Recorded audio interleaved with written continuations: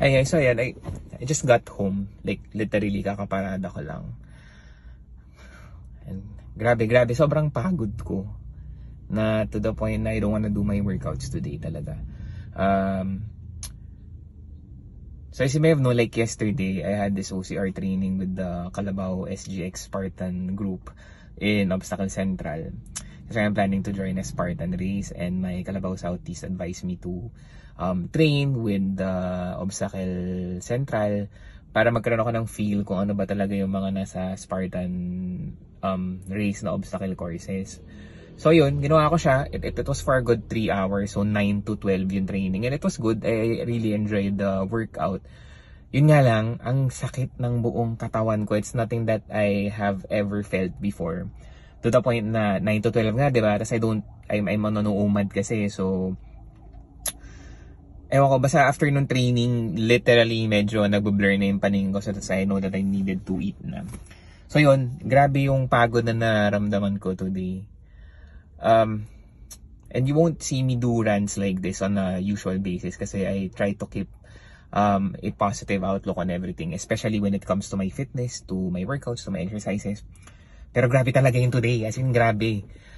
Sobrang sakit ng katawan ko. I don't even know if what split I'm gonna do today. I was supposed to be on a pull exercise today.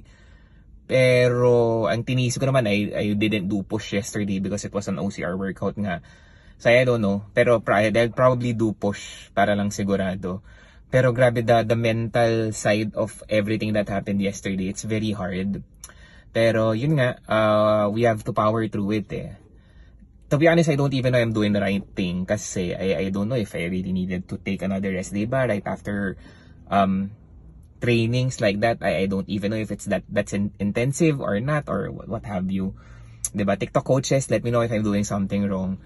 Pero yun, I will not do a rest day today kasi my mind tells me that I shouldn't.